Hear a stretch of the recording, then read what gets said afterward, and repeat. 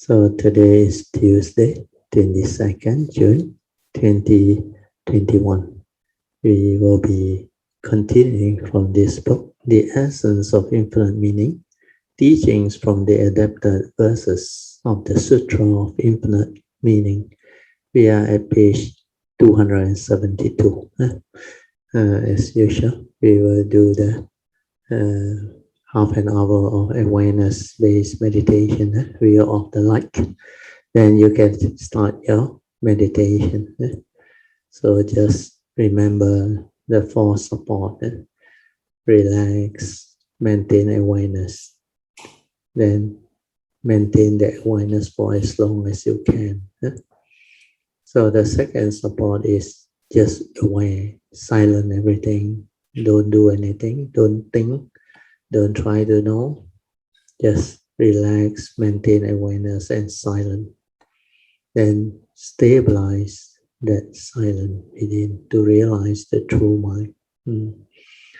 Then when you can stabilize that, use that true mind to meditate, to develop the understanding. You can experience the silence within for a longer period to stabilize the awareness nature. The awareness nature must be very stable in order for you to be good at using it. Then only the meditation can really take off. So awareness-based meditation is to train the mind to be peaceful, silent, and just aware within, and stabilize the awareness. Don't have to do anything else. The last support is, of course, trust. When your awareness can be stabilized already, then you just stay there at the heart area. Trust that nature to do whatever arises, let it arise. Do not resist. Just maintain awareness. We have a physical body and a mind. Consciousness trapped inside. So whatever that arises within the sense basis, we will understand. So all of the activity, the mental movement, the reaction of mind that arise from our form and mind, if you are mindful, aware, and silent within, you will know what is going on. So to be in the meditative state is to be in the state of awareness, awake, attentive, not lost in thought, not sleepy. So understanding this can allow you to develop the meditation. So again, I repeat, then you can proceed with your meditation, the four support. Relax, aware, maintain awareness for as long as you can. Then finally, trust that nature to do without interference from the thought. Okay.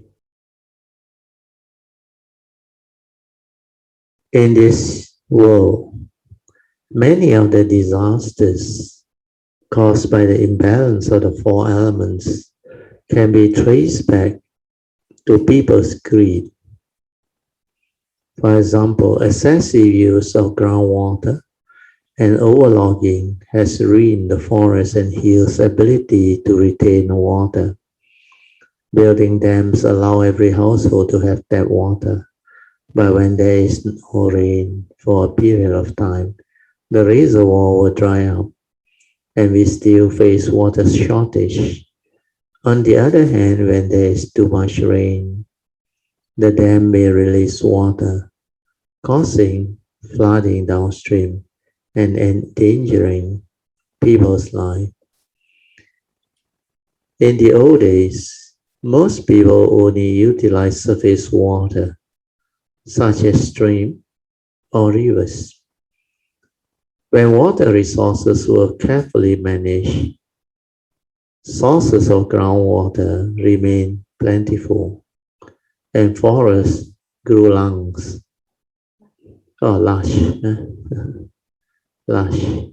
grew lush, ensuring good water and soil conservation. Therefore, even though people only use surface water, there was enough to irrigate the land for growing crops to meet people's need. So this is the author's viewpoint. But if you understand the weather and engineering, is actually more complex than that, because nature itself, weather itself changes dependent on condition. Of course, there are much truth in whatever that happened is because of humanity's overuse of resources and causing a lot of pollution, a lot of erosion, man-made activity. But we need to understand we are a society. We have various fields of learning, especially engineering. And also we have science, geography, everything. So we need to apply such understanding to manage our resources. That's why the engineers are involved in the engineering aspect. They have to manage the water resources. So even though it's true that in the olden days, we only use nature's surface runoff and we gather water from rivers, lakes, and all this water resource area. That's also the reason why civilization always occur, the ancient civilization around big rivers. That's why we have the Indus civilization, the Ganges civilization. These are all major rivers. Then in China, we have the Yellow River, then the Great Yangtze River. Then we have the Mekong River over Asia. Then also in the United States, we have many Mississippi and a lot. Then we have a lot of lakes. But without engineering understanding to manage all these resources, it's not easy. So when engineers build dams, they plan. Because as a civil engineer, I understand there are what we call catchment area that can catch water. Then the problem is, as we develop, as we become more and more materialistic, and our direction of development has shifted from basic housing to tall buildings. Then we have a lot of cities that are mainly concrete structures. Some are steel structures. Some are even paved surface. Then our drains has become monsoon drain, concrete drain. So the surface runoff now is very fast.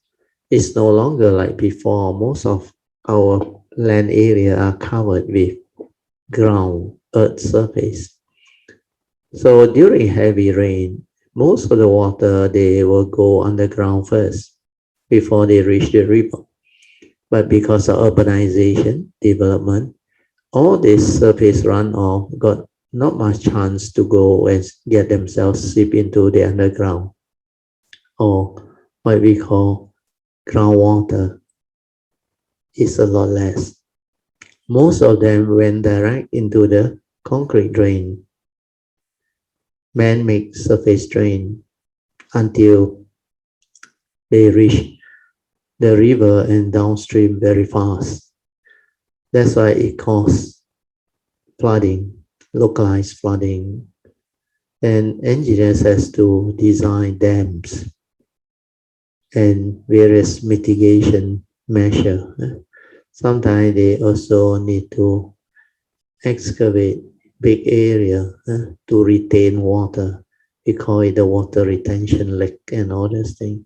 So that during heavy rain, before the dams are there to manage all this, we need to have our own irrigation, our own water retention and all those things. So for different terrain, it requires different irrigation scheme. Some, the land are very flat, like our Kedah plain and many other plains. Kedah is my hometown, my state. The land are 6 inches below sea level generally. That's why we need to have the drainage and irrigation department. And Kedah itself has its own local authority called Muda. Muda is a state-owned, like a mini DID, drainage and irrigation department, that actually take care of the irrigation need of the paddy farmers. The Muda area, we call it the Muda Agricultural Development Authority, or MADA. MADA.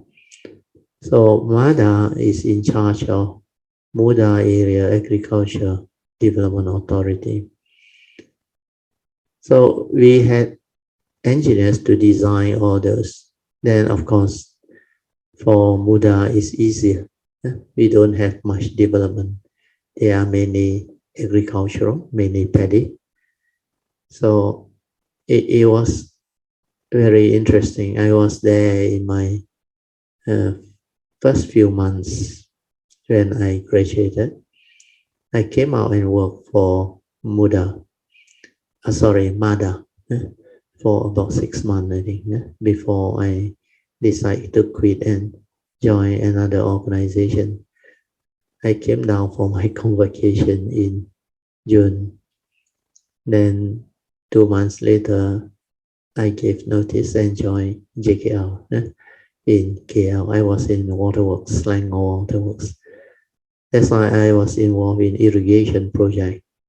My thesis also irrigation project. And I know about major infra civil engineering projects regarding water resource, water management and all those things. So what is being mentioned is just a small picture of what the author knows. But when it comes to true water management, dam management, we really need understanding. But of course, I cannot deny the mistake that earlier engineers or engineering project make, because the mitigation, what they call, there is this report, environmental impact study, or EIA, environmental impact analysis. So we need to study the impact on environment of a major engineering project. Then we have to come up with mitigation measure. Then when we want to really dam up the dam, a lot of life form will be disrupted. A lot of plants, forests, and even the vegetation, they will be affected.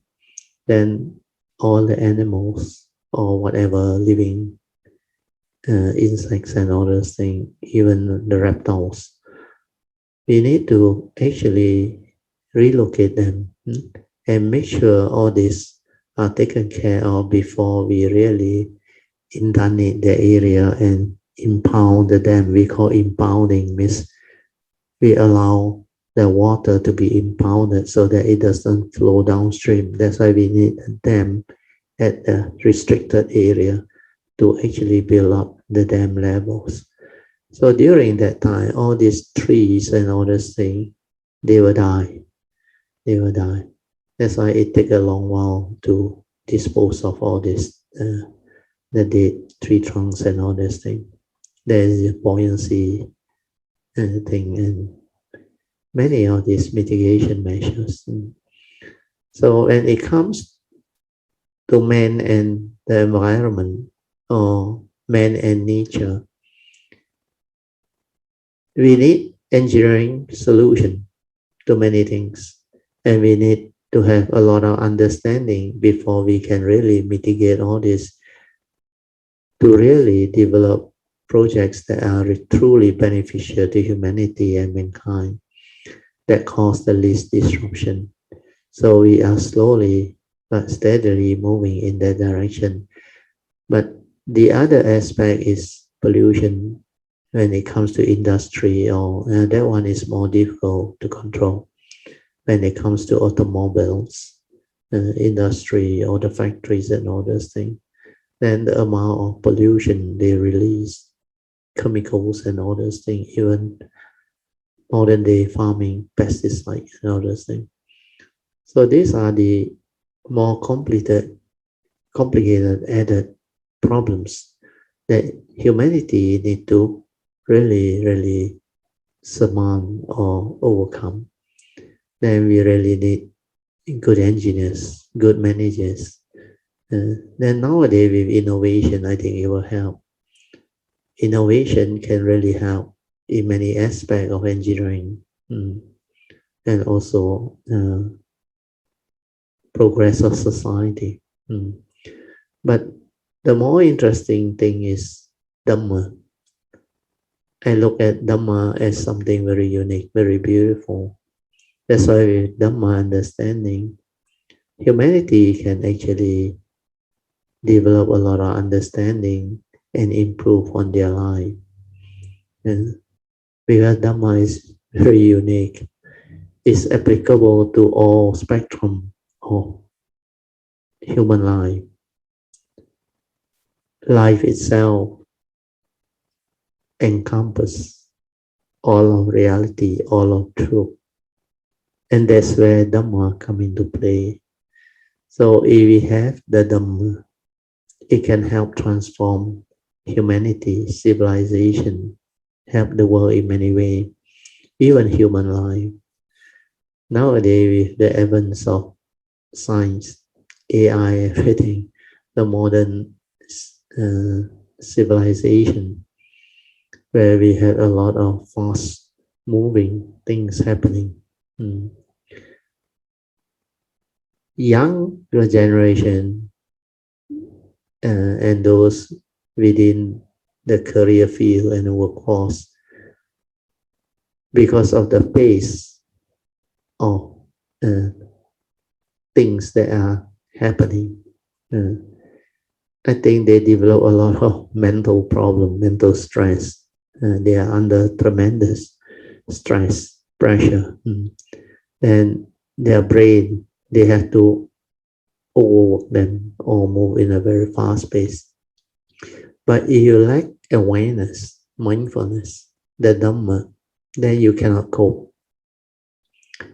That's why all this human problem, or what we call mental problem, or society's problem, we got funny people doing funny things, or the conflict, misunderstanding, division, racial things, political difference, ideology difference, they have brought about a lot of what we call major problems and conflict to societies and our planet. So without Dhamma, I think it's not easy. Because Dhamma basically is to let us understand life. Through this understanding, we know how to live life, then we know how to transform ourselves, improve ourselves for the betterment of everyone. Where we have the Dhamma, we are a blessing to all. We are a blessing to our own form and mind too. Then the way we do things will be different. That's why this is the missing link, missing solution that humanity need to have. Once Dhamma come in, the greed, the selfishness, the violence, everything will subside. Then the delusion will be no more. Then there will be less suffering, less affliction, less problem for humanity. So this is how I visualize the world. The future ideal world will be the one that has the Dhamma with it, that has the understanding of life. So this part is more important, rather than blaming nature and blaming weather and blaming everything that human does. Okay, we go back to the note, the sharing, so that we can continue. So in addition to water problem, the average global temperature is climbing higher and higher. This is talking about global warming. During summer, when we enter a room full of people, we can feel the body heat radiating from everyone. The more people there are, the higher the temperature. Think about how many people are there on this planet. Currently, people continue to consume more and more of nature's resources, of the natural resources like petroleum, water, etc., and cause more and more industrial pollution. This is very worrisome. This is what I explained just now. The industrial pollution are the worst. That one very difficult to mitigate. Whereas the normal housing and all those things are more easy, more manageable. So the author said this is really worrisome. But we have to evolve. Society have to evolve. That's why humanity has to learn. Okay. Presently, it's not easy to promote energy conservation and environmental protection because people in our society have already become accustomed to a luxurious lifestyle. Without our realizing it, our desire has become more and more difficult to control. However, if our action cause such an imbalance in the four elements that the earth will no longer be able to sustain life, we will also not be able to survive. Therefore, we all have to do our best to spread this message. I always share with people, man and nature is one. We are one. We have to coexist because we are part of nature. If we destroy nature, if we pollute nature, then we will be destroyed by nature. It's very, very clear cut and easy to understand. You are not a part. You are not no different because as the individual, the summation of all the consciousness that live in this planet actually determine the life of this planet. How the global consciousness move affects the planet. If there are more and more people with the Dhamma, with a good mind, with the understanding, with the wisdom, then our planet will survive, will become very beautiful. Then humanity will have the what we call true golden age. Then we will have a civilization that is very different, free of all the conflict and misunderstanding. Then there's a lot of harmony, a lot of understanding, a lot of love, a lot of compassion. Then we live as a planet. We manage resources, we overcome problems. We resolve issue and problem together for the good of the many to improve our planet's environment, to improve all of our human needs. So all aspects of life can be actually taken care of when we have the Dhamma. Because as human, we are a unique race. We have that type of intellectual and understanding that can actually create a very beautiful civilization. Okay, I'll read on that and hopefully we can develop more understanding. A current of pure water can cleanse all defilement from the world. This is true. Whether the water is from rain, a spring, or a stream, or a river, or a well, As long as it is clean water, it can be used not only to nurture and sustain the life of sentient beings on earth, but also to wash away all defilements.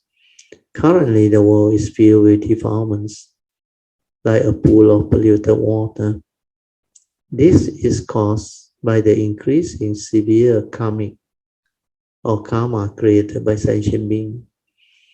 We need to use a stream of purity to wash away this karma and bring balance and harmony to everyone's heart. This is how we can guide sentient beings towards the right path. Thus, the Dhamma is like water.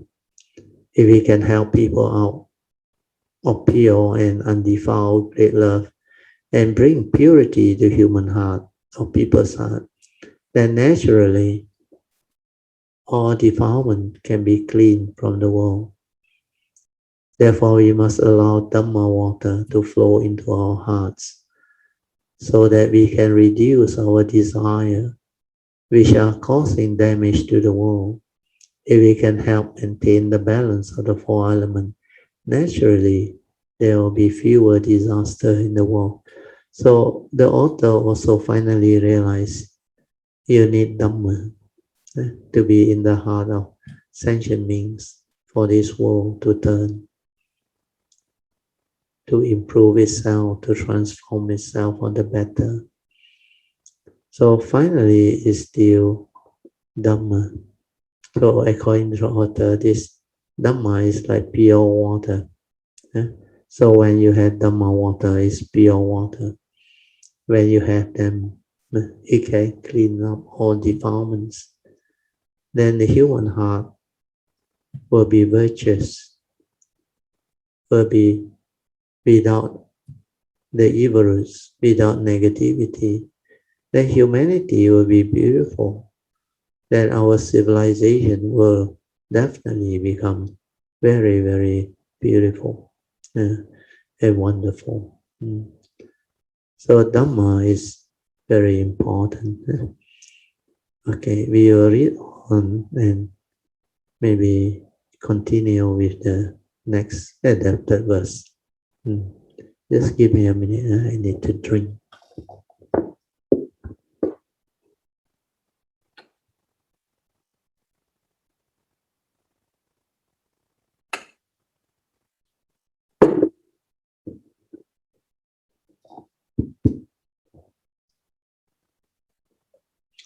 Okay, we shall continue.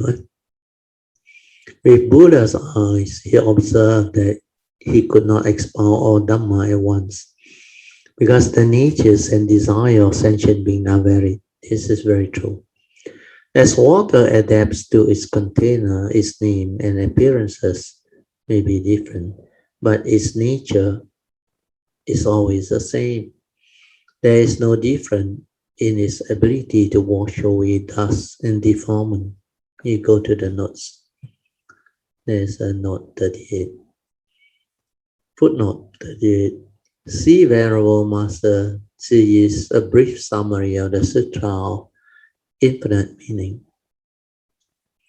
With his unique Buddha eye, the Buddha observed that not all Dhamma could be expounded because the profound and unsurpassed Buddha Dhamma is so deep and it is inconceivable. If taught, it would be difficult for sentient beings to believe it. The natures and desires of sentient beings are varied, and their capacity may be dull or sharp, while the Buddha Dhamma is very profound. Thus, it could not be taught directly. Therefore, he expounded various kinds of teachings in accordance to sentient beings' nature and desire. What he had taught in the past was only skillful means. He had not directly revealed the true teaching. Thus, it is said that for 40 years, he did not reveal the true Dhamma. The Buddha told great magnificent bodhisattvas, good men, just like water, the Dhamma can wash away defilement, whether from a well, pond, stream, river, or the great ocean. Water can wash away defilements. The Dhamma water is the same. the humans and heavenly beings vehicle, the Savaka, Pacheka Buddha vehicles, and the great vehicle can all wash away sentient beings' affliction and defilement. Okay, we go back to the sharing. That is the funnel.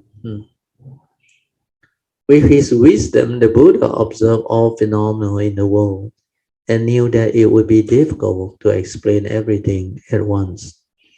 Take the sky as an example. Though it is the same sky, sometimes it's covered by dark clouds, while other times it is clear and bright. Today the sky is blue and clear, and you can hear insects bustling and birds chirping. Yesterday we only heard the sound of rain falling from the sky covered in clouds. Although we are in the same place, the atmosphere is completely different. Even the way we refer to things changes along with the external condition. As time passes, we use different labels like today and tomorrow. Although we live ordinary, routine life, the environment we live in is constantly changing. The condition of yesterday and today are different. It cannot be a rainy day and a clear day at the same time. Yet, regardless of the external conditions it manifests, the nature of sky is never truly obstructed.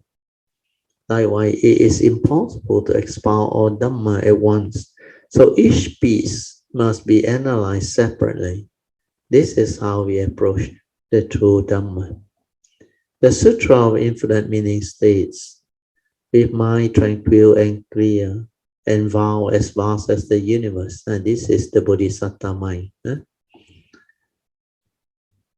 This tells us that we must observe our own nature to realize that the intrinsic state of our true mind is tranquil and clear, neither arising nor ceasing, with no distinction between past, present, and future.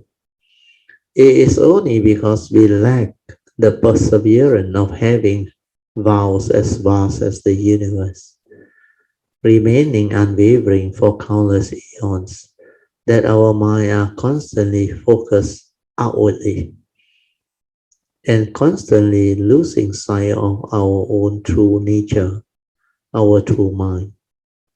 Whenever we connect with external conditions, because we lack awareness. Thus, even when we form great aspirations and make great vows, they disappear quickly. So these are beings that has not trained themselves well enough. If you have trained yourself well enough, you will be more and more mindful, leading to stability of it, and finally heedful all the way. And when you are heedful, you can realize your true mind, your true nature. Then you can have that type of mind that is always tranquil, still, with clarity. Okay, we read on. The nature and desire of sentient beings are varied. So the Buddha had to give many different teachings to guide us to understand our situation. For example, the Lotus Sutra has a parable about a burning house. A large group of ignorant children are playing inside the burning house, completely unaware of the danger closing in on them. They are reluctant to leave.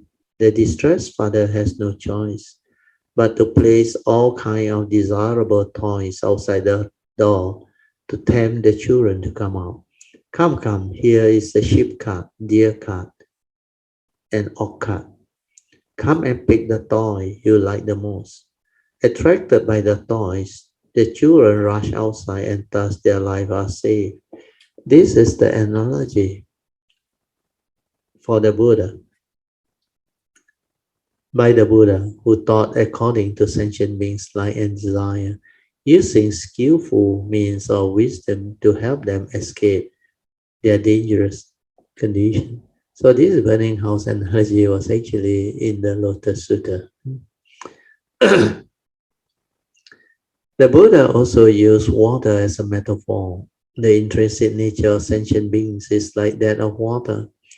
Whether it's rainwater, spring water, or water from the stream, river, or well, its nature is the same. Though the names and appearance of water may differ, it can still wash away defilement. However, sentient beings have allowed their nature to become mixed with with impurities. This is just like when there is a flood. Wherever we look, there is nothing but water. Yet we have no clean water to drink. In addition, the turbid, dirty water will ruin the land and destroy people's homes. Though they are both water, there is a difference between clean and muddy water in that they have completely different effect on environment and humanity. However, if we allow muddy water to sit for a period of time, the impurity will sink down and the water at the top can recover to its original purity. In the olden days, before people had that water, they would scoop water from roadside or a dish into a water jar and add some alum to make the impurities settle to the bottom. The next day, the water could be used to cook rice, wash vegetable, etc. Thus, as long as there are conditions for the muddy water to settle and become clear, it can return to its original purity or pure nature. So, in order to adopt or adapt to sentient beings' varying capacity, nature and karma and environment, the Dhamma must be like water. As water adapts to its container, its name and appearances may be different, but its nature is always the same. There is no difference in its ability to wash away dust and defilement. Defiled, muddy water is no different from pure drinking water. As long as it can restore to its original pure nature, it can also wash away dust and defilement. So this is using the water analogy. But in the early days, I remember I like to actually flick through these uh, comic books on Zen saying. This particular comic book was very good. They draw this wave. So this wave, when they come, especially if it's an ocean wave, they sometimes can be very strong and the waves are very big. So what happened is, through the Zen analogy, whenever this big wave come, the small wave, they will complain. They say, actually the small wave will happily playing around when the waves are small, not violent. But when the big wave come, they all get swept away. And they are like, cannot survive there and swap further and higher. Then in the Zen comic book, they depict it as these are the individuals, small wave or small water ocean, bodies of water. So they will complain. Then suddenly one enlightened being or enlightened wave, he said, why must you separate between small wave and big wave? We are water. Our nature is the same. Then when they realize this, they put away or set aside all the differences and the division and they enjoy because basically they are water. Who divide the wave into big and small wave is the human mind or the mundane mind that divides. So like humanity, through races, we divide. Through nationality, we divide. Yeah? Then sometimes through gender, we also divide. Then sometimes through our what we call religious belief or religious label, we also divide. So division created by thought is very, very detrimental, very divisive, and can bring about a lot of conflict and misunderstanding. That's how we have war, conflict, racial disharmony, and like now what is happening in most countries, even the United States, they have this racist style of mentality that created a lot of disharmony, violence. Now they also have this gun violence problem. People just go to the street and shoot in the name of many things: religion, race, supremacy, and all those things. So unless we have the Dhamma, we cannot need this at the back, and we cannot really educate humanity and let them understand. So all this have also been made use of by politicians and also leaders who wants to govern, control, and influence. And all this come about through selfishness, through delusion, not knowing that all this has karmic consequence behind. So the more humanity get themselves entangled in all this, the more misery, suffering, and conflict there will be. Then it will trigger off more and more problems. Especially we can witness now the pandemic, COVID-19, and all these things. All these are the result of human activity, the karmic uh, emotion or karmic evils of the mind that has conditioned all this. So these are the means nature used to wipe off all those human beings that has the evil roots that are not supposed to survive. This is what we call nature's way of dealing with things. Sometimes it can happen through war. Sometimes it can happen through tsunami. Sometimes it can also happen through COVID-19 pandemic or any type of pandemic. So we have witnessed a lot of all this. So it looks like once a while the planet need to wipe off a major portion of the population that is very negative in their mind state and mentality.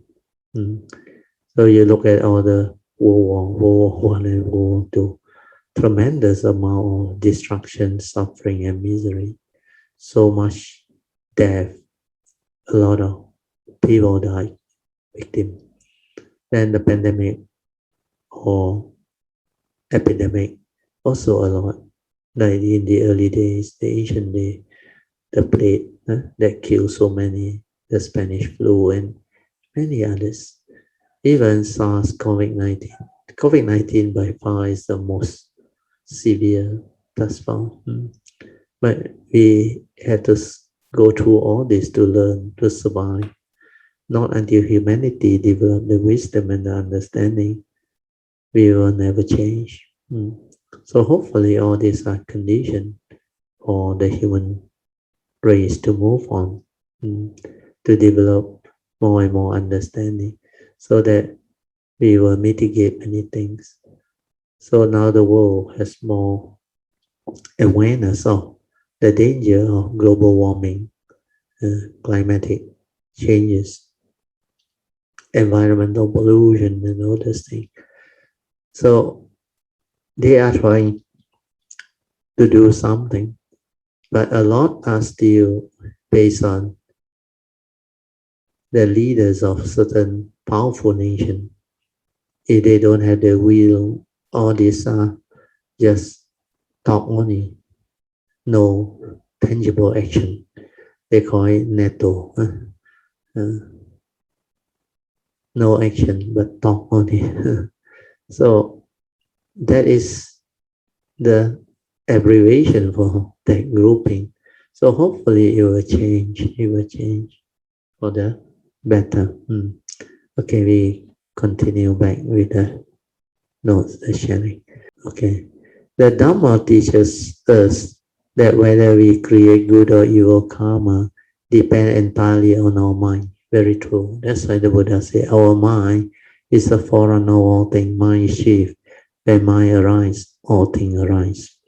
So if we turn towards goodness, and this is Dhamma way, and understand how to use Dhamma water to nurture our wisdom life, we can purify our own mind and the mind of others. If we turn towards evil, we will bring about imbalance and many disasters. That's why when you turn means you put your attention on things that are fit for attention. Under the Sabha Sutra, the Buddha says, you give attention, then the wholesome mind state without defilement, they will arise. Then whatever unwholesome mind state that are there before will cease to be. But if you attend to things that are unfit for attention, then the unarisen defilement, they will arise. Then the reason one, they will become more and more strong, more and more intense. So this is why we have to have the Dhamma, to have the right view, to have the right attention. When we attend to things which are virtuous, wise, following the Dhamma way, then we become beautiful. That's why here the author also say, he shared the same thing. Therefore, she said, we need to use Dhamma water to nourish the love in everyone's heart and teach them to cleanse their own mind through repentance. Means attend to the Four Noble Truths, the three turning, by following the advice of the Buddha to avoid all evil, to good and purify ourselves, then be a blessing to all. So in this way, we can heal people's heart with the Dhamma. Only by turning away from evil towards goodness can we eliminate evil karma and create blessed destiny or good karma. So all this need Dhamma understanding. Without Dhamma understanding, we cannot achieve all this. Maybe I will read the title of the next adapted verse so that we can develop understanding of what is the next topic that we are going to discuss or go through. Okay, the next adopted verse is, the Dhamma is like water, which can wash away defilement. So this one, they have actually said this before. Whether water comes from well, a pond or stream, a river or a brook, or a channel or a great ocean, it can cleanse. The Dhamma water that washes away defilement is also like this. Though varying in appearances, the nature of water is the same. So too is the nature of the Dhamma. Though the appearance of water differ, all water can still cleanse. Similarly, Dhamma water can wash away affliction and habitual tendency. Thus, the Buddha turned the Dhamma wheel of the Four Noble Truths and taught that all things have always been empty and still. So this adapted was is quite good. So maybe we will leave it at that. Okay, I will share a little bit more on the Dhamma. Because if we look at the Dhamma itself, it's actually something that is very useful for planet, for humanity, for living beings. Without Dhamma, actually human beings suffer a lot. And the beauty of Dhamma is Dhamma can cater for all type of characters and personality, all human beings of all ages and stages. With Dhamma, there will be good understanding and wisdom developed. Without this Dhamma, we cannot understand life. We cannot understand who we are, what we are. And because of that, we create negativity of karmic, leading to all the conflict, misunderstanding, and suffering and affliction. That's why we have to turn from what we call evil towards goodness or wholesomeness and virtue. And this is Dhamma. Without Dhamma, you don't understand why you have to avoid evil, why you have to cultivate wholesomeness, virtue, in order to become beautiful, in order to improve ourselves, to transform our own character and personality, so that we can have the good life. So that when we follow the advice of the Buddha, we move up the ladder of cultivation, then we will develop good karmic nature that will condition our good life. And all these are Dhamma way. And Dhamma way is the best. The Dhamma way is a way of wholesomeness, goodness, free of evil, free of negativity. You are incapable of evil. So with Dhamma, the world can be a better world. Civilization can be a better civilization. Then humanity of all ages, races, and even character, no matter how different we may be, but with Dhamma we can improve ourselves. We can develop understanding of life, understanding of what this form of mind is, who are we, what are we, and what the true nature within is, which is always tranquil, still, and beautiful. Then it can allow you to develop wisdom through seeing things as they are, not through all the agitated thought process, mundane seeing or mundane activity. Then without the evil roots, the Dhamma actually can purify, can bring about understanding to straighten our view. Then we will have good life, free of all so-called human conflicts, human suffering, afflictions. Because nowadays human suffering is very real. You look at humanity of all ages, character. Young people also have problems. Child growing up also have problems. Student also have problems. Adult also have problems.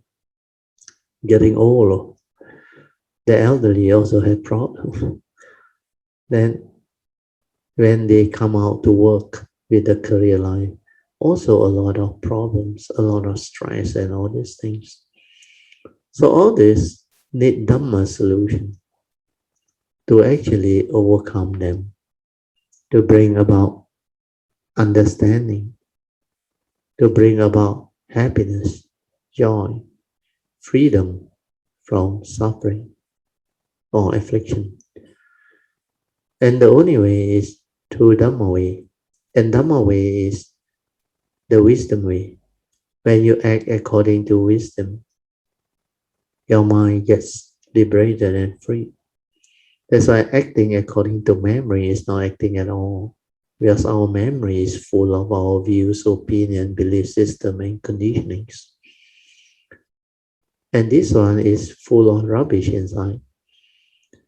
Our selfishness, our phobia, our emotional negativity, our habitual tendencies, our insecurity, our scars of memory, they are all in our memories.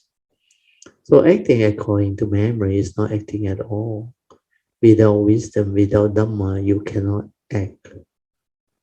you will have delusion. Then the evil root will take over. It will surface and completely overwhelm humanity's mind. And because of that, suffering is the result. Conflict, misunderstanding, all this lead to a more and more uh, afflicted world. So without Dhamma, humanity really suffer, really have a lot of misery.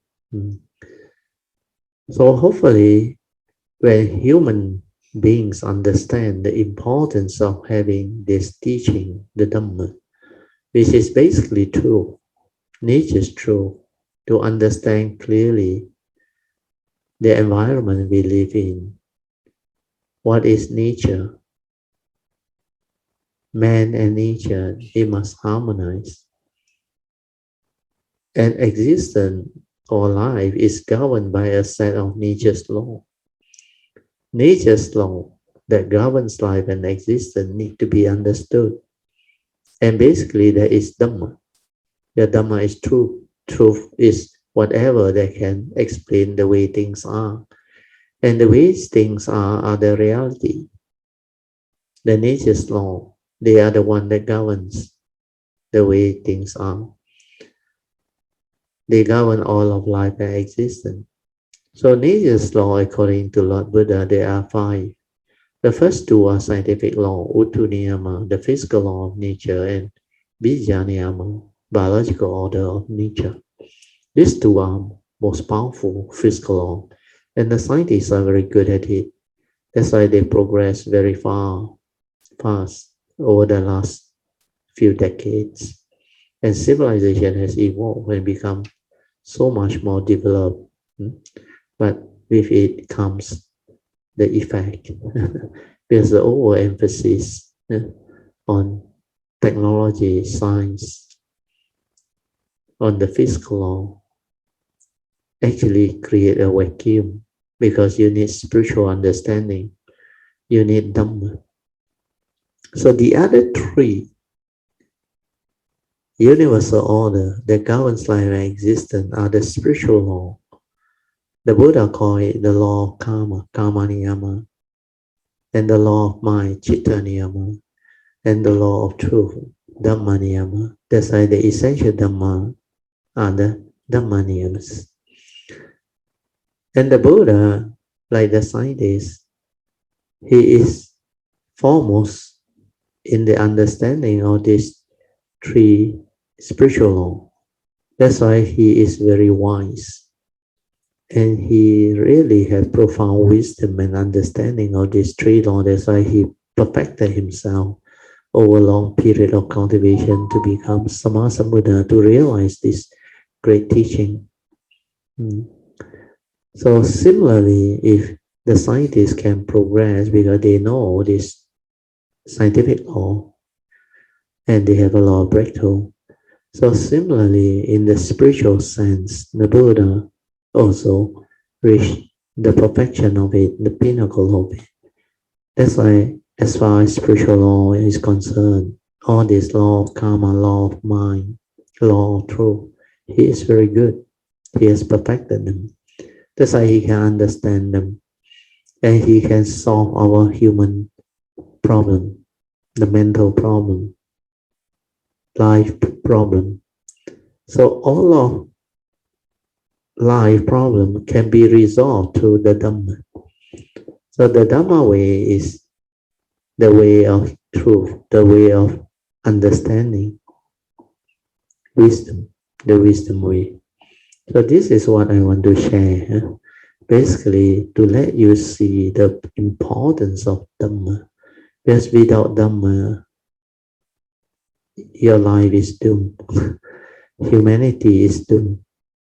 That's why we need Dhamma to transform, to bring about transformation and evolution.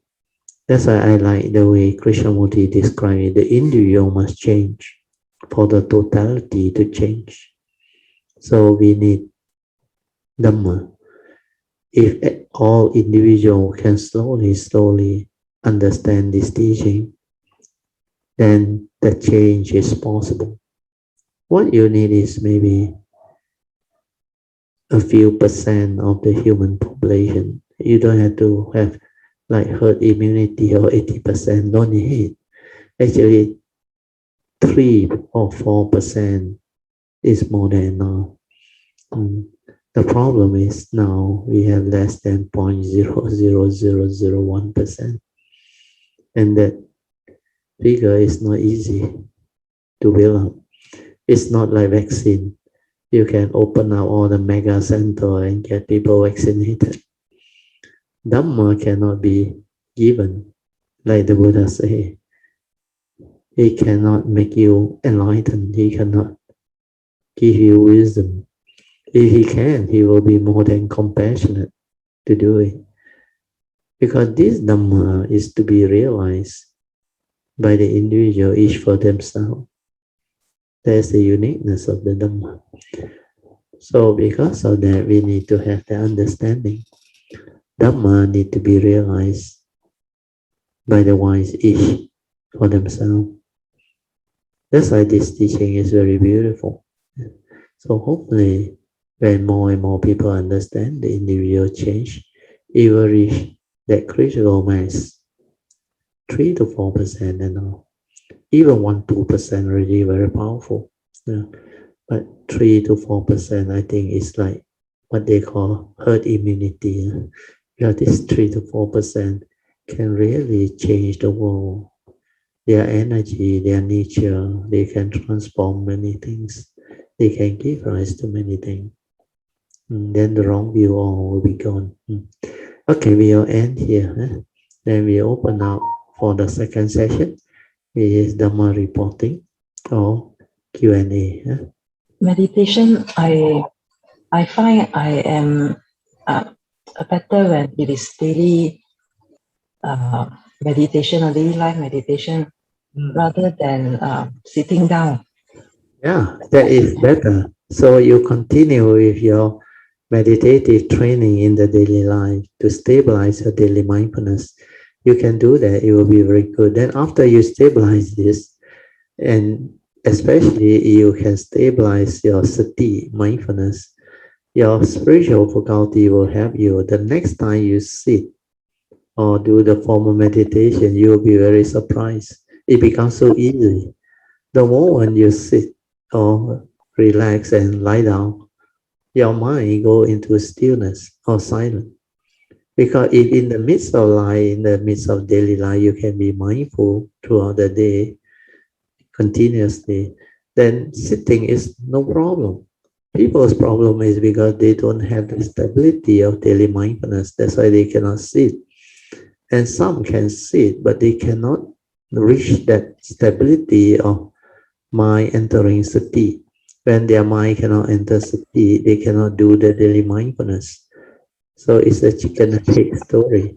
For you find it easier to do the daily mindfulness, you should continue and stabilize it. Combine it with your daily religious routine. If you do it every day, the daily religious routine, then in between, develop the daily mindfulness, determined to be aware, the daily mindfulness will come. Then you will progress. You will become very different. Okay, now you can share with us. Yeah. Actually, when I look back, like last year when MCO started, I already at first I started by doing bowing. Very good. Yeah. Then after a few months, actually how I started bowing was because it started with I went for this Qigong class. And yeah, and in this Qigong class, right, there is one sensei lah. So she provide like free consultation after class. Yeah. So when she checked my pulse, right, she said that inside me very negative. Okay. Yeah, she said, am I feeling depressed? So I told her I don't feel depressed at all. Then she said, are you sure there must be something? I say no, but then after she said already, I try to be more mindful lah. Yeah. Yeah, And because you can see it. You should be able to see it. What yeah, she said is true. Yeah, because in the early days, your mind state is you are like very unhappy inside. We have a lot of things, especially career and also life. You saw that there is no harmony, a lot of problem everywhere, and you cannot come to terms with those reality. And because of that, actually, you unknowingly go into a little bit of depressive mind state. But with mindfulness, you can see, you can be aware. That's why I said, whenever you are not peaceful and not happy, the evil roots are there. You are not training your mind to be aware, to be mindful, to be peaceful. So all these are very important understanding.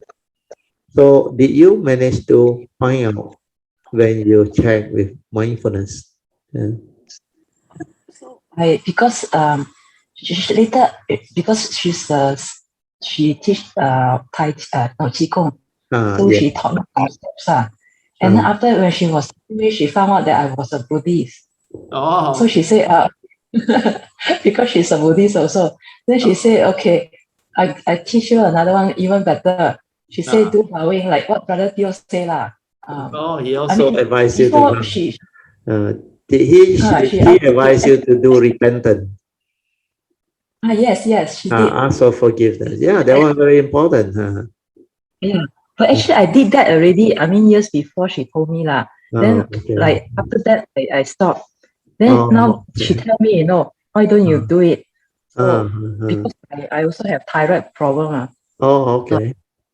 So okay, I will try it out lah. So for I think I did for like 3 months, a few months lah. I bow, but it was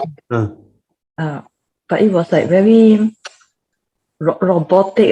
Then she said, when you bow, you must sincerely say, I mean repent lah, like Brother Teo say lah. So And after I do already, mindful. Must be mindful also, aware. Body and mind move as one, aware. I don't think I had that mindfulness during that 3 No, months. it will But then come one. You don't have to look for it. It will come. When you do it until it become a part of you, then one day you suddenly realize, hey, body and mind move as one when you have no thought. You just do. Don't try to know. Just do. Do until body and mind move as one.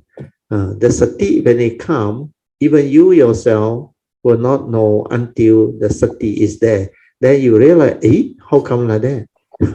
Then you realize everything is different now. That's how you just do. Don't try to know. You continue. Then after that, what happened? So after I did for a few months already, I realized I understand the Dharma. Whenever you talk about Dharma, easier for you to understand. better. So this is very useful because the bowing actually serve a lot of benefits we have gone through before. That if you do it mindfully, you are more aware. Then it is an act of reverence, reverential salutation to cultivate humility.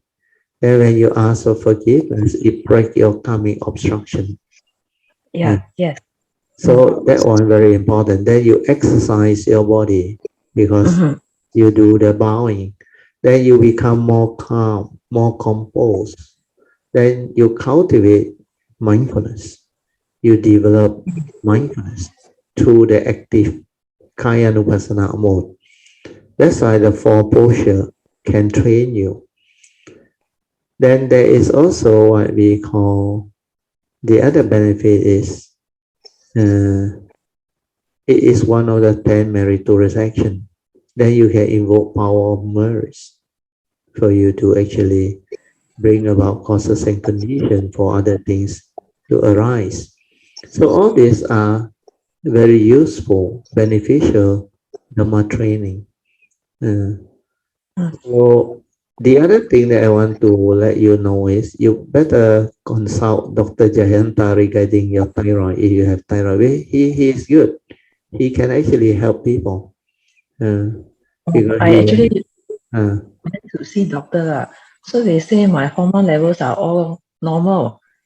It's just cosmetic doesn't help. Mayan, you listen. Yeah. Dr. Jayanta is very good at this because he helped my daughter. Oh. He also got thyroid last time, diagnosed a few years back. The doctor say could be a problem or hyperthyroid. Then later on, Jayanta talked to her and gave her the hemopathic thyroid pill. Don't take hormone pill. He just take the hemopathy, that natural ingredient. Then without my daughter knowing it, it normalized. Then when she went back to do the test, the doctor was surprised. He Wow. said, your problem gone. You better see Dr. Jayanta. Okay. But now cannot lah. I mean, it's MCO. Of course, you have to wait till the thing settle down. But it's good to consult him. He is good. Dr. Jayanta is good. His chemotherapy is good. Okay. Thank you. Then you have anything else to continue? Yeah, actually, so I did bowing at the time. Like I say, it wasn't. It was quite robotic, lah. I mean, I know what Brother T always advise. Body and mind as one. Bow down. Yeah. I don't feel that I was doing it correctly, lah. But anyway, I Don't worry, it will come later. Because I don't try to know. Just do. Don't try to know.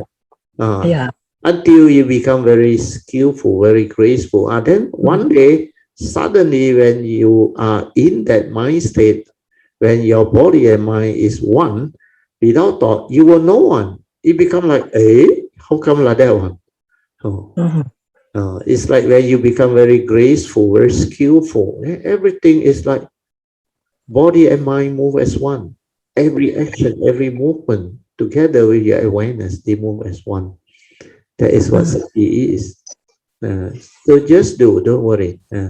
But based on what you report, is already very good because after that, you can understand the Dhamma easily. That is a good sign. That is a sign of a mind that has developed some extent of clarity, composure, awareness, even though not very stable, but it's a good sign.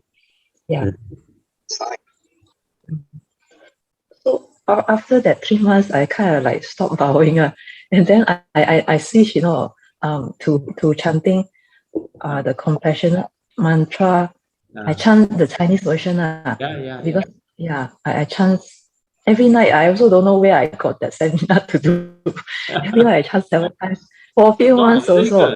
Very good. Yeah. That one is to create affinity Kuan Yin. And I find like I mean the progress is gradual, not like today I do, tomorrow can see that. But I could find definitely you need to do over a period of time. All this need patience, diligence, sincerity, perseverance. That's why you just do. Don't try to know. Be sincere. Then I think I have that sincerity. Like in the beginning, it was not like I was like robotic, but later on, I could feel there was some sincerity. And then when I open my computer, because I work from home, when whatever the thing that make me unhappy, when it arises straight away, I can see, like maybe means you are more mindful already. You are more aware of your emotion. Yes. When you are able to be aware, then you can bring about changes. Means through the awareness, you can develop the right effort to abandon it first. Then later on, when your wisdom surface through either contemplative second turning wisdom or the direct seeing or whatever, or mainly contemplative, inquiry, reflection, and all things. Then when that one stabilize, it becomes yoniso manasikara. It becomes the initial wisdom. When the initial wisdom is there, your second right effort will become possible. The moment you see it like want to arise, you can arise the understanding to prevent it from arising. That is the second right effort. The first one is arise already, you can see, let it arise. Then do the third and fourth way to overcome it or reverse it. Then after that, use the fourth way to trace the origination factor to develop the wisdom for you to understand all this. So now it's a good time for you to do all this. The four right effort, starting with the first two, going to the third and the fourth. Very good, Satu. Past few weeks, You continue, yes. yeah, the past few weeks when Brother Teo talked about our duties, and then the brown booklet on the essential dharma of the Buddha, Lord Buddha. Yes.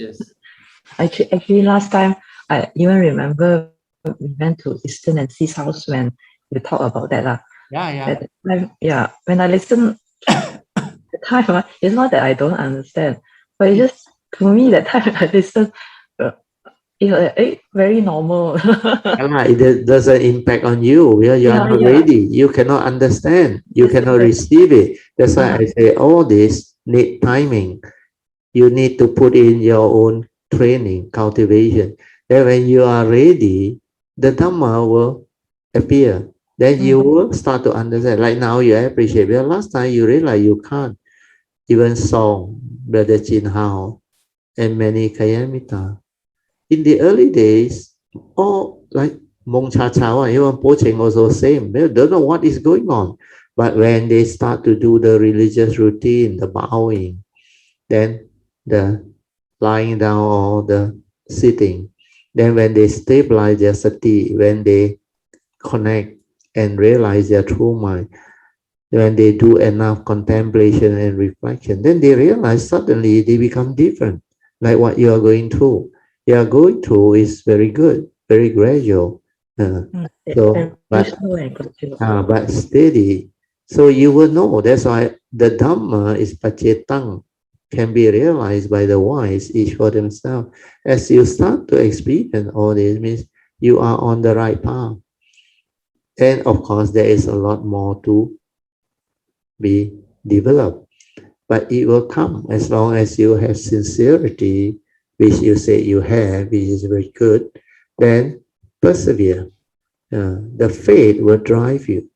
When you are sincere, the faith will drive you, and you will move, because you only need to persevere, continue to, with the faith, cultivate. That's why Saddha bring about Virya. And Virya bring about Sati. So now it's happening. Very good. Continue, Then after a period, I also don't know, maybe I get lazy. I stopped doing the chanting, but I changed to another. Like Brother Teo said, I seek for forgiveness. And this time when I do it, seeking, it wasn't like robotic anymore. It was I like follow the card that you have, the Buddhist. The yellow card. Very important. So there was one morning I remember. Maybe I don't do word for word, but I remember what is in the card. Very important. Means you have developed the ability to remember them. Means it has slowly come in. So initially, it's like you have to refer to the card every time because not stable yet. You haven't developed the understanding yet. Then just now you mentioned robotic is actually, we call it parroting. Parroting is, you are parroting, you are not really doing. But now you see the difference. It's no longer robotic.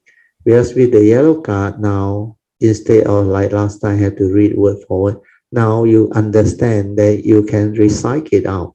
Then later on, without the card, also you can recite and understand and do all these things like some of the Kayamta, then you become very different. Then you will progress, you will transform, you will become beautiful. Sadhu to you. Huh? So slowly, steadily. Huh? So you are getting it right. Huh? My nature rejoice. Thank you, Brother. Sadhu. The Anything one else? about duties Huh? was very helpful because over the Mm. years, I'm not sure how I changed when I'm doing my duties as in household. That one help. That one No, is very important. uh, You know why or not? yeah, Helping your parent. uh, That one, the merits, the parami is very high. oh, Serving your parent, doing your duty, taking care of household. I did a lot when I was young.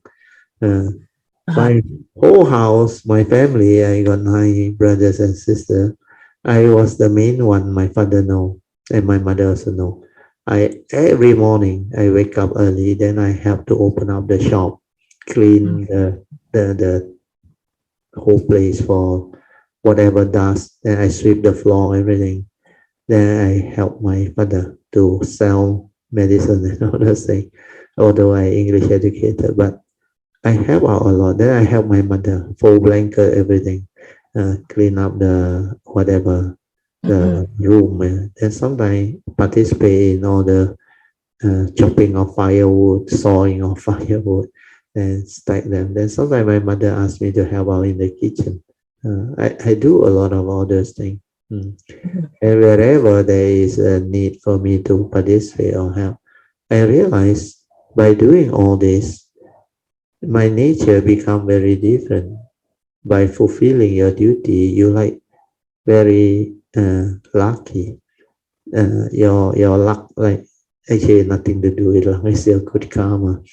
Then later on, it showed to me when I try to steal from my mother's ang pao the 2 ringgit or the 3 ringgit. Wow, I saw the thing. I kena upside down. That karmic thing show it to me. Cannot, because that was the only year I lost all my ang pao and whatever. Then the luck was horrible. The card, everything. But apart from that year, every year I did very well. I make a lot of money from 2 ringgit. I can actually make 300 ringgit during the Chinese New Year few days. Through, of course, that time we all the small town they play games, card games and all those things. Uh, so like you are very lucky and all those things. But when the year when I, because it's meant to be to show me, I thought my mother would not know where my father passed the ang bao to me. I opened up, I saw 12 ringgit. I said, I take two, pass 10 ringgit to my mother. She would know. That alone caused me the whole rotten luck to manifest. And really, so until it's like telling you not worthwhile. Uh, and no need to wait until che it, no. Ji Kao Mei or Sacha Mei itself that night I lost everything, including my mother's 2 ringgit and my own 2 ringgit. I never have such rotten luck. So a lot of things it show it to me. So do your housework, do your duty. Very good. Sadhu to you. So what happened after that? You realize it helped you, huh? Yeah. Actually, I do housework like relative lah, very young. I do already. Then but I don't know. Suddenly, when I change, maybe because of my working life, later on when I do my the household, it's like I always want to do it fast. It's like I stressful. I want to do it fast. It's become like a chore to me already. I wasn't like happy doing it. But then after brother talk about the duties, again I understand, and then that kind of feeling like stressful don't have anymore. Sadhu, sadhu. That's why understanding transform you. Because Yeah, if you yeah, take it as a duty, you have a lot of joy and you can yeah. contribute towards your Uh-huh. family, towards your parent, and you have a lot of joy. When I help people, I felt very happy. I have a lot of joy. And I like to do all this duty. When I was young, I do a lot. I even help others, neighbors and others things. Not to say I purposely go and do it, but whenever I see a condition, I will go and help. Then gotong royong, I like to do when I was young. I'm very active in this type of field. Then in school also, uh, when they had all this activity, I will go and help. I will not go and complain and all those things. Why it must be me? Why other people don't need to do? I can't. I don't know why my nature is different. And Mhm. I feel happy when I'm nominated by the teacher to help and to do. There was so much joy. So, and my teacher, all my teacher funny, they like me because they saw me so sincere, so cute, and very eager to help. I even help my teacher carry books uh, Yeah. and do the edition for the report card. Then there was one form teacher, lucky best, form 6 that time. I remember lower 6 opposite. He asked me to help him to write all the uh, there is a school living cert one where we have to collect from the form teacher before you leave the school. He asked me to help him fill it up. So never mind. No. He said, wow, Theo, you did very well. He said, do you want to write the comment also? I said, cannot. Because these are students, they came to know I write. People will Yeah. be after me. I said, this one cannot. Then luckily, he write it all. I didn't write. And he wrote one, wow, I tell you, that student was very, very mad. When he received his school living cert, you know what he wrote down there? No? He wrote, big mouth talk a lot. No, how can he write such a thing on the school living cert? So that student becomes so angry, he complained until the headmaster there. And the headmaster asked him to change. He said, but that was what he was. Well, his character was like that. He has a big mouth. He talk a lot in the class. But you cannot be so naive and so like honest in. Yeah, this is people's school living. No, their future is depend on that, especially your first job. So because of that, I think he reluctantly, but he changed for him. Then he come and ask me, he said, Tio, are you right? I tired. I said, no, I told him, think of the good point. Then he told me, well, he really got good points. So there was a lot of this type of thing going on. Then finally I said, maybe I get for you a few good vocabulary. Yeah? Then you go and think which one is suitable. I said, hardworking, diligent. Maybe you can write. Huh? Or uh, uh, obedient. All these things. Maybe you can write. Then finally, I think he wrote something which pleases the student. So finally, it was resolved. So very interesting. That's why you can help and have joy. Must do. This is something very good. Mm. These past 2 days has not been easy for me because my Uh, my mother, she has fever after the jab, the second jab. oh, okay, okay. But her fever lasted very long, and then she started having cough. How many days? Sorry, How many days already? The jab the jab after. was Monday. Then Thursday she started to have fever. Until now, still got fever. Then I kena also. I like I also have fever like her. So yesterday I brought her to Uh, the hospital lah. So okay. they check her for dengue. And after Oh, that, okay. dengue came out negative. Then only they check for the COVID-19. Uh-huh. So there also I have a bit jittery. Then I asked the doctor, I mean, Mm. do I Yeah. need to check also because I also got fever? Yeah. Then the doctor say, no need, your mother go first. Then we see your mother result. Oh, okay. So the result comes out today. Ah. So the doctor said that they will not call if let's say it's negative. Oh, So okay. far they haven't called up. But then I had this also thinking, what if they forgot. Because my mother still having the fever, and they didn't give her any medication. No medication. Oh. So I kind of quarantine myself. Did your mother take any Panadol or what? God, take also like that. Oh, still continue to have fever. Oh. Yeah. Oh, do you have the China one, the medication, the Hamimia? Oh, I know. I don't have, but then Oh, if it's my not wife COVID, have. then My wife have. If you want, we can pass it to you. That one. If it's not COVID, then I take. Then it's so. No. It's not COVID. It's to relieve all this fever and whatever one. There is a prevention one. It's not. This one boosts up immunity on. Well, I let my wife talk to you. Oh, okay. Thank you. Wait. Where she more familiar. No, come here. Hello, Mania. Mrs. Steele, hello. It is something like flu like that. They want for the flu, and then it boosts up your immunity. The blue box, is it? I saw. No, the box one. It's the one is powder for COVID. This one is precaution one. Flu and boost up your immunity. Yeah. Like fever, cough. If you want, you can come tomorrow lah. Give me a call. Ask you to do you.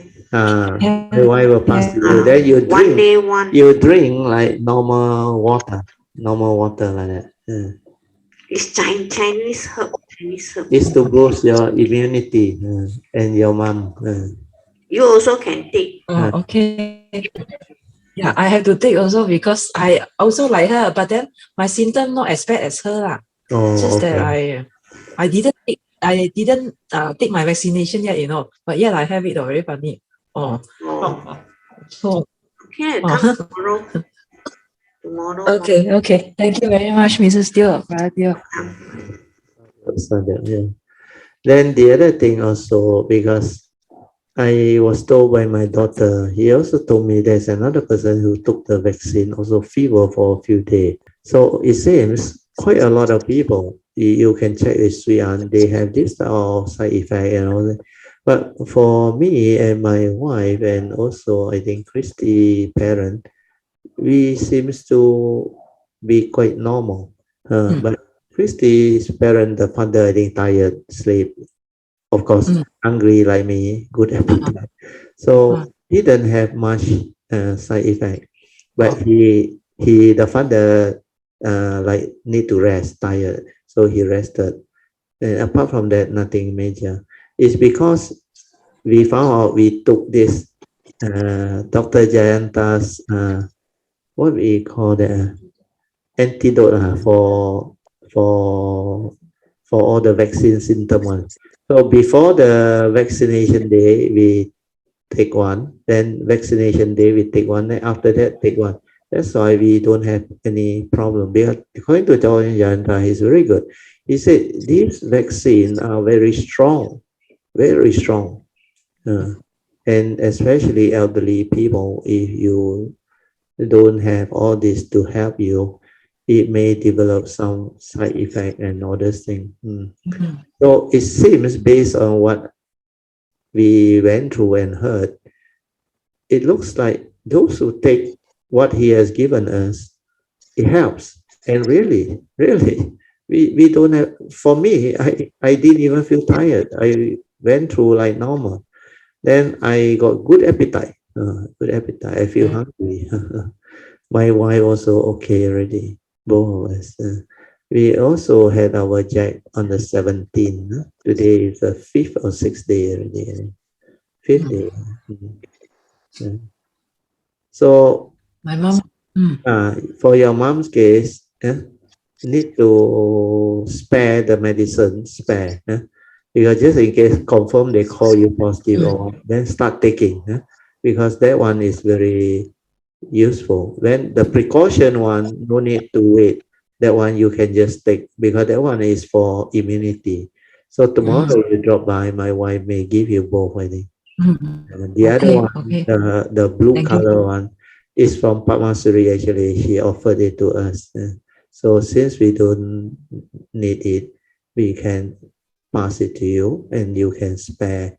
Because that one is a big box. His one is big box, double the normal size of the capacity. But for Maybe I don't take that one first, brother. Teo, since I think Sui also haven't vaccinated yet. Right? no, Sui, no problem. Don't worry. I got a lot. He gave me a lot. He passed me a lot. So don't worry. So you just have it first. Thank you. Yeah. Anything else? So No you more, have to brother. take care of your parents. So you better have enough rest also. Then have faith. Then everything will be okay. Then on behalf of your mom, radiate love, metta, and wish her well-being and happiness. Thank you, brother. Teo. Radiate love and metta to all your the Dharma protector devas around your area. So then ask them to maybe give your mother the metta blessing and whatever good wishes. So we will also have to radiate for your mom. Sadhu. Thank you. Okay, yeah, sadhu.